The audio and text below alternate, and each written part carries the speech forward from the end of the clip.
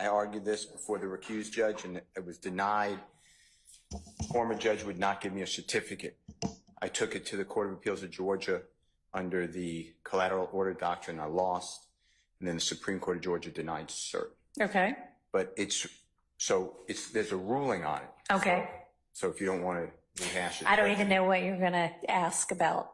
The indictment is fatally defective. Okay. So I could take a quick count, if you don't mind, right now, and it should apply to, okay.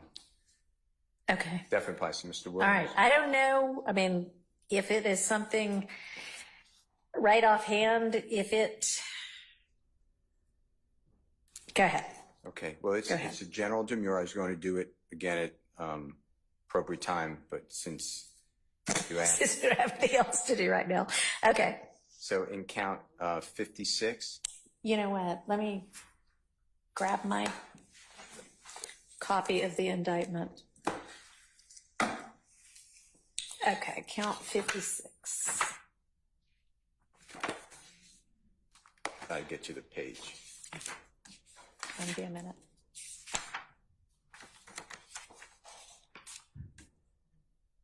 It's page. Okay, got it. Page 90.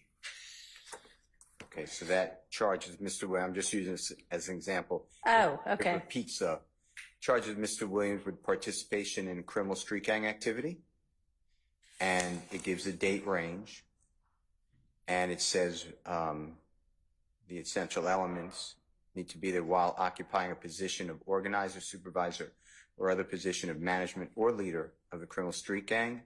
YSL did engage in directly or indirectly or conspire to engage in any one of the following acts of criminal street gang activity. And that lists murder, aggravated assault with a deadly weapon, armed robbery, hijacking a motor vehicle.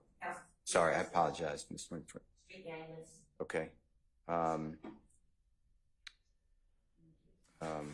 Participation in criminal street gang activity for that said accused in the county of Fulton and state of Georgia on and between the 12th day of May 2018 and the 8th day of May 2022 while occupying a position of organizer, supervisor, or other position of management or leadership of the criminal street gang YSL, did engage in directly or indirectly or conspire to engage in any one of the following acts of criminal street gang activity of YSL, to wit, murder, aggravated assault with a deadly weapon, armed robbery, hijacking a motor vehicle, sale of marijuana, possession of marijuana with intent to distribute, theft by receiving a firearm and possession of a weapon by a convicted felon contrary to the law. The state, good order, peace, dignity are up. They're going to repeat. But, Your Honor, my belief is that the grand jury, by and through the Fulton County District Attorney's Office, did not allege a material element. There are 4 material elements in violation of criminal street gang activity. And there's going to be a jury instruction that the court, one day is going to give to the jurors. There is a jury instruction on this crime. I'm trying to get you the courts say that the omission from a criminal statute of any mention of criminal intent should not be read to dispense with that essential element. This rule of construction reflects the basic foundational principle that wrongdoing must be conscious to be criminal. And here, and that was, under MORISSETT versus United States. That's 342 U.S. 246 at 252, 1952. It's also explained in Elonis, ELONIS versus United States, 575 U.S. 723 at 734. It's a 2015 case in Division 2. I'm sorry, 575 U.S. 723. Okay. That's 734. It's a 2015 case. Okay. It's in Division 2B. and that specifically says that the fact that the statute does not specify any required essential element, including mental state, does not mean that one does not exist. And here what happened is there was a challenge years ago under Rodriguez from this courthouse, Georgia Supreme Court, said in order to save, or that it is a constitutional statute because it's not a denial of freedom of association, because you don't have the right to commit a crime in furtherance of the gang. That became an essential element. That changed our jury pattern instruction, and our grand jury did not, in our case, did not allege that. And did you say, I'm sorry, did you say that, what did you say the Court of Appeals did? They didn't take it up. They didn't take it up, okay. I didn't get under Dukes, D-U-K-E-S. I don't have, Judge Glanville denied a certificate. Oh, okay. They never I thought you sought, but you did not secure a certificate. So then you took that up under the collateral order rule and... They said it's not a collateral order. Okay. I needed a certificate. All right. So they gave you an opinion on the merits of, is this a collateral order thing you can take up? And okay. And then they dismissed the appeal. So there's no rule of the case. Okay. So that is, a couple of counts for Mr. Williams. He has 6. Then the conspiracy, which we're talking about. Okay, I'm sorry. So you said that with regard to counts 56 and 57, it is not alleged. I promised that. Okay. And are there other counts that are alleged against your client, Mr. Williams, where that is an issue? Yes, there's an essential element in count 1, which is the RICO count. And I compared it, I just did it because, it's such a well-known case, to the Donald Trump indictment out of the same grand jury courthouse. Nowhere in count 1 will you see that any of these individuals have been charged with joining the conspiracy knowingly and willfully. It is not in there. And that's RICO conspiracy count starts, I think, at page 12, but hold on. All right, and so you're saying nowhere in, I'll read it, it's pages 1 through 68 of the indictment, but no, I'm sorry, 12 through 68. You're saying nowhere in that 50-something pages does it allege any of this was to further the interest of the gang? No. I'm saying it's a different... No, that's not what you're saying, or no, it's not in there? I'm doing a different issue in count 1. The conspiracy. All right. The grand jurors charged that Mr. Williams and the others who were here, also the others who are not here, unlawfully conspired to acquire and maintain directly and indirectly an interest in and control of U.S. currency and other personal property through a pattern of racketeering activity in violation of OCGA 16-14-4A, as well as 4B, as well as B. But what happened there is, I went through it hard. There is no allegation by the grand jury that Mr. Williams or anybody knowingly and willfully joined the conspiracy. And under Cotman, which is C-O-T-M-A-N, the 2017 case, that is a teacher from the APS trial. It was also a RICO conspiracy case.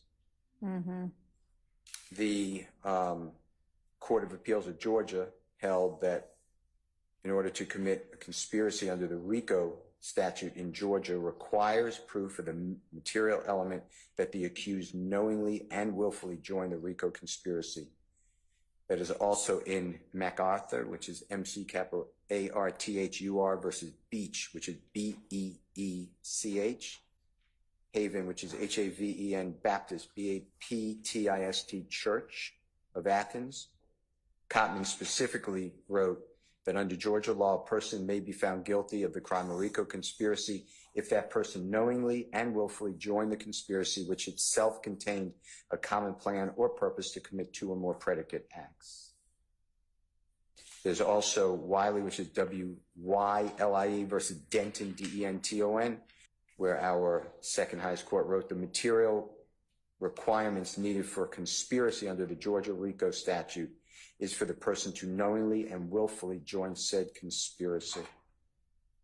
There's another case called Z, like in the Honorable Lawrence Zimmerman -space, SPACE, comma, Inc. versus Dan Tanners, DANTANNA CNN Center. It's a 2019 case. And what I used also was, I just looked at Donald Trump's indictment. I was interested in it. Mm-hmm. He is not only the former president, but the other alleged co-conspirators. They are charged several times with knowingly and intentionally joining this conspiracy. And it's not here for Mr. Williams. And mens rea is a material element of the crime and must be alleged in the indictment. That's in Eubanks, EUBANKS, versus State, which is 317 Georgia, 563. It's in Division 4. It's a 2023 case. So, you know, as you're going through this, if you're going to reconsider it, I will bring it up later, obviously, because I believe at a directed verdict motion, that would be relevant as well. But, you know, I don't know what it's like ever to be a judge. And I certainly don't know what it's like to come into a case like you're coming in. So if this helps, this is ripe under State versus Heath, Heath. Once the jury is sworn, a general demurrer can be made orally or in writing. I actually put this in writing. Okay. But I waited till the jury was sworn, and I did that, okay. I mean, intentionally, because jeopardy attached. So. Sure. Yeah, and if it is already in writing, I'd love to have that. And I assume this got argued at one point before if the prior judge made a ruling. So if there's a written response from the state, point me to where I can find that as well. If there's not, point me to where, like what date it's argued. I have the order, and I filed that in a motion that I gave to this honorable court. Okay. I'll get the motion, I attach it, but I didn't give you my brief. So the court's permission, and of course, the state has it already, but I'll resend it. Is it filed in the case somewhere, or? Went to the Court of Appeals. Okay, that brief. Yeah, sure. I'll take it all. Okay.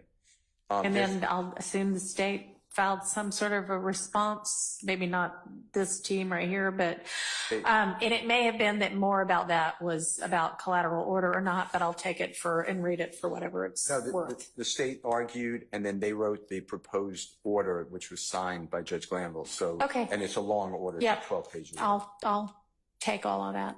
Okay. So I thought that would be, if you grant it, it would be helpful because it would knock out all this work. Yeah, it would. That is true. Okay. Thank you, Your Honor. Thank you. I'll get you that brief. All right. Appreciate it. Your Honor, I'd also point the court's attention to the transcript dated December 11th, 2023. It was filed on that date. Okay. Of at least one of the hearings where we addressed Defendant Williams' general demurrer claims. Okay. Is it a transcript from December 11th, or was it filed on December 11th? It was filed on December 11th. It was held on November 20th, 2023. Okay. Thank you. And it was specifically as to Defendant Williams' plea and bar / motion. Great. Thank you. Appreciate that. All right. Mr. Harvey, you look like you also were maybe going to stand up and come up with something we could do. Oh, and you know what? Hang on. Sorry. If I don't do things when I think about them, sometimes they escape my mind. So I understand that for Mr. Williams, that is count 1, count 56, and count 57 you're alleging are fatally defective. And you mentioned that may be true about other defendants as well. Are there other defendants who either have already made or intend to sometime before this goes to a jury make a similar argument with regard to counts that you have against you? I think under the rule, we're all joined in. Oh, right, yes, the Harvey rule, thank you. Okay, but if you are all joining in, can you tell me, is this essentially true about every one of the gang counts that they're missing? Okay, all right, then I can sort out for myself which ones go to which person. All right, now, Mr. Harvey.